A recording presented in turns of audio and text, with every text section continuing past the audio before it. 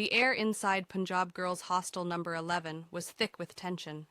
It had been days since Zartaj's narrow escape, and the girls had been on high alert ever since. They moved in groups, watched every corner, and spoke in hushed tones. But despite their best efforts, a growing unease gripped them. The woman wasn't going to give up, and everyone knew it. Maham sat cross-legged on her bed, nervously tapping her phone screen. She glanced over at Zartaj, who was sitting by the window, staring blankly out at the courtyard below. Hina, quiet as ever, stood nearby, arms crossed, her face set in determined concentration. The events of the past few days had pushed them all to their limits. Zartaj, softly, I'm putting all of you in danger. Maybe I should just leave. Maham, shaking her head, don't even think about it, you're safer here with us. Hina, firmly, Maham's right. If you leave, they'll just find you again, and this time, we might not be able to help. The room fell silent for a moment, the weight of Hina's words sinking in. Before anyone could say more, Zartaj's phone buzzed on the table. She hesitated before picking it up, her heart pounding as she saw an unknown number flash across the screen. Zartaj, nervously, who could that be? Maham leaned over to look at the screen, her brow furrowing. Maham, don't answer it. It's probably a scam or something. But Zartaj couldn't shake the feeling that it was something more. Against her better judgment, she swiped to answer the call. A deep, unfamiliar voice crackled through the speaker, cold and menacing. Voice, darkly, stop digging, Zartaj. If you don't, your friends will start disappearing, one by one.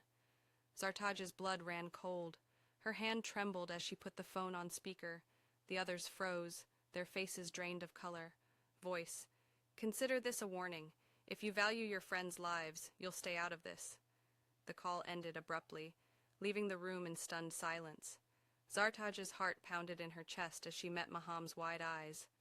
Maham, fiercely, they're threatening us now? This is insane. Hina, whispering, what do we do? Before anyone could respond, the door creaked open, and Aisha and Nimra stepped in, their faces pale with worry. Aisha, urgently, what happened? You all look like you've seen a ghost. Maham quickly filled them in on the phone call, and as the details sank in, Nimra's expression darkened. Nimra, gritting her teeth, so now they're targeting us too? This is beyond messed up. Zartaj, voice shaking, I'm so sorry. I never wanted to drag any of you into this. Aisha, softly, this isn't your fault, Zartaj. We're in this together. But as comforting as the words were, the lingering threat gnawed at them. Each of them knew that the stakes had just risen, higher than any of them could have anticipated. The next few days were a blur of anxiety. Zartaj and her friends were never alone, always moving in groups, constantly scanning their surroundings for anything suspicious. Despite their best efforts, an unsettling feeling followed them like a shadow. Then, one morning, Nimra didn't show up for breakfast. Maham knocked on her door, but there was no answer. Maham Mike's, frowning, that's weird, she never sleeps this late. Worry gripped the group as they searched the hostel, checking every possible spot Nimra could be. But she was nowhere to be found. By midday, panic had set in. Aisha, frantically, what if they took her? What if she's gone? Maham, snapping, don't say that. We don't know that. But even as she said it, Maham's voice wavered with fear. It wasn't long before Zartaj's phone buzzed again, another unknown number. She hesitated, her hand shaking as she lifted the phone to her ear. Zartaj, terrified. Hello? There was no voice this time. Just a picture, a chilling image of Nimra tied to a chair, gagged and terrified. The message that followed was even worse. She's next. Stop now, or more will follow. Zartaj's heart dropped into her stomach as she showed the others the message. Aisha gasped, tears welling in her eyes. Aisha, crying, we have to do something. We can't let them hurt her.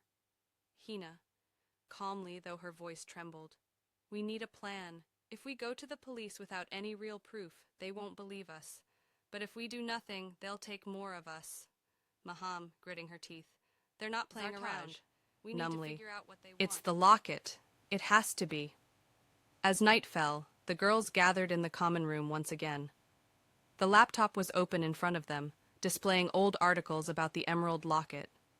Zartaj's mind raced as she tried to piece together the fragments of information. Zartaj, frustrated. I just don't get it.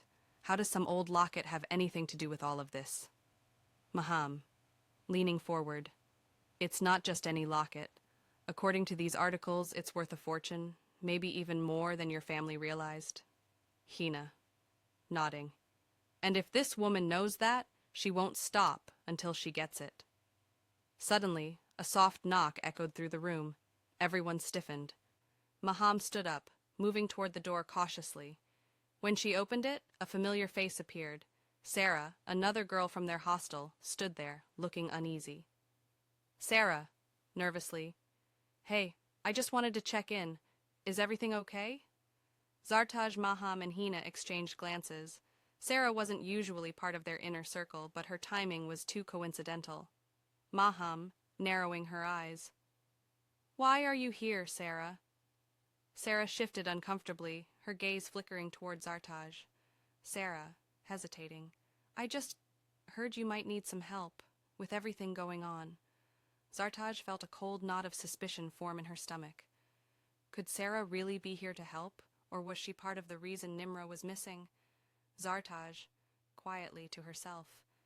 A spy? Before anyone could respond, Hina stepped forward, her expression hardening. Hina, firmly. Thank you, Sarah, but we've got it under control. You should go back to your room. Sarah blinked in surprise, but didn't argue. She left quietly, leaving the door to close softly behind her. The room fell into silence once more. Maham, whispering. You think she's involved, don't you? Zartaj, nodding. I don't know, but we can't trust anyone. Not anymore. The girls huddled closer, the weight of the danger pressing down on them. Zartaj's thoughts spun wildly, knowing that if they didn't figure out the truth soon, more of her friends would disappear. And next time, it could be her. The night stretched on, full of whispered plans and mounting fear. As they prepared to turn in, Zartaj stared out the window, her heart heavy with guilt and terror. The game was still in play, and now, more than ever, she had to be ready for the next move.